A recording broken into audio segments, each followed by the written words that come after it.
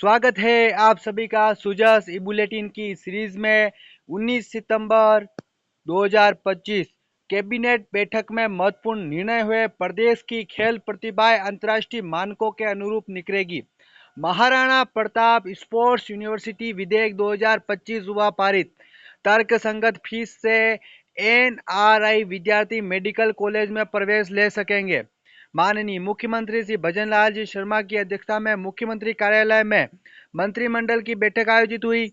उप मुख्यमंत्री डॉक्टर प्रेमचंद्र बेरवा एवं संसदीय कार्य मंत्री श्री जोगाराम पटेल ने प्रेस वार्ता में बताया कि प्रदेश में विश्व स्तरीय खेल प्रतिभाएं तैयार करने के लिए महाराणा प्रताप स्पोर्ट्स यूनिवर्सिटी जयपुर विधेयक लाने और राजमेश मेडिकल कॉलेज में एनआरआई कोटा की फीस कम करने, दिवंगत कार्मिकों के माता पिता और दिव्यांग संतान के लिए पारिवारिक पेंशन के प्रावधानों के सरलीकरण एवं विभिन्न विभागों में कार्यरत कार्मिकों को पदोन्नतियां का लाभ देने के लिए सेवा नियमों में संशोधन सहित कई महत्वपूर्ण फैसले बैठक में किए गए। आइए जानते हैं महाराणा प्रताप स्पोर्ट्स यूनिवर्सिटी विधेयक 2025 के बारे में। उप मुख्यमंत्री डॉक्टर प्रेमचंद्र बेरवा ने बताया कि कैबिनेट की बैठक में Maharana Pratap sports university Jaipur bill 2025 के प्रारूप का अनुमोदन किया गया। यह विधेयक विधानसभा के आगामी सत्र में प्रस्तुत होगा। प्रदेश में राज्य बजट वर्ष 2024-25 में खेलों और शारीरिक शिक्षा को बढ़ावा देते हुए प्रतिभाशाली युवाओं को आधुनिक उपकरणों के साथ वैज्ञानिक प्रशिक्षण उपलब्ध कराने, विभिन्न खेलों के उच्च स्तरीय कोच एवं खेल विशेषज्ञ तैयार करने के लिए महाराणा प्रताप स्पोर्ट्स यूनिवर्सिटी स्थापित करने की घोषणा की गई थी। वहीं पर यहाँ पर इस संशोधित व्यवस्था में वर्ष 2025-26 के प्रवेश सत्र पर यानी कि मेडिकल जो कॉलेज है वहाँ पे जो प्रवेश है वर्ष संवत 2025-26 में प्रवेश सत्र में एनआरआई सीटों की फीस घटकर लगभग 23,93,000 रुपए प्रति वर्ष रह जाएगी। साथ ही पर्यटन एवं पुरातत्व विभागों में पदोन्नति के अवसर बढ़े। संसदीय कार्य मंत्री ने बताया कि राजस्थान पर्यटन सेवा संवर्ग में स्वीकृत चतुर्थ पदोन्नति के पद वरिष्ठ अतिरिक्त निदेशक पर पदोन्नति के लिए प्रावधान निर्धारित किए जाने के लिए राजस्थान पर्यटन सेवा नियम 1976 में प्रस्तावित संशोधन का भी अनुमोदन किया गया। साथ ही राजस्थान सिविल सेवा पेंशन नियम में संशोधन हुआ।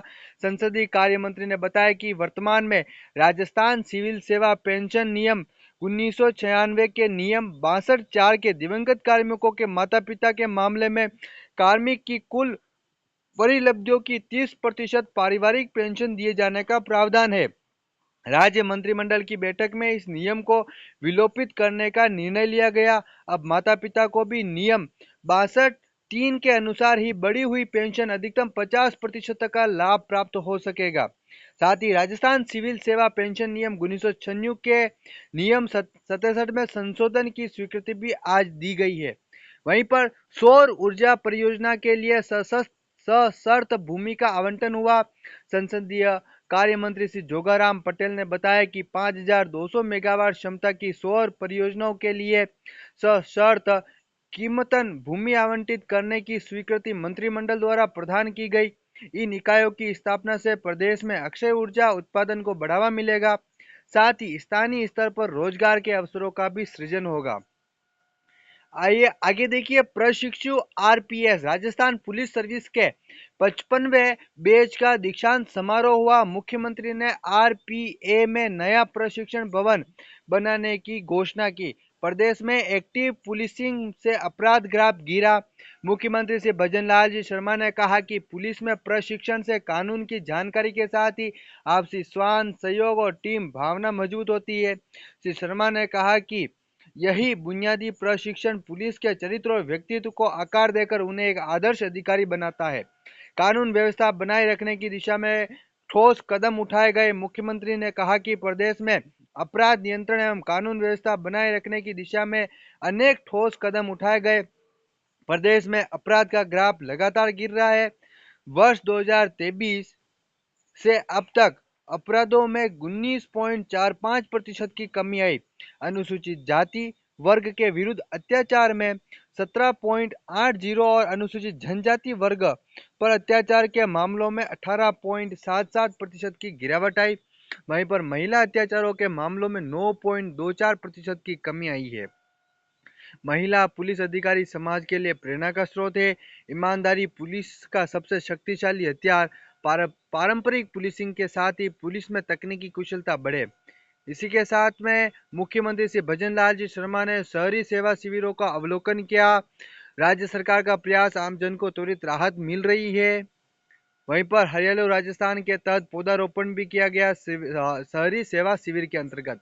मुख्यमंत्री ने स्वनिधि योजना के लाभार्थियों को चेक सौंपे। और प्रदेश भर में सेवा शिविरों का जो आयोजन हो रहा है वहाँ पे राजसमंद से सीकर, बूंदी, जोधपुर, धौलपुर, सिरोही आदि स्थानों पर, चित्तौड़, जयपुर आदि स्थानों पर विभिन्न जो मामले हैं उनको सुलझाया गया है। इसी के साथ आज की बुलेटिन में इतना ही। नेक्स्ट बुलेटिन में मिलेंगे नेक्स्ट करंट अफेयर्स के साथ। तब तक के लिए धन्यवाद।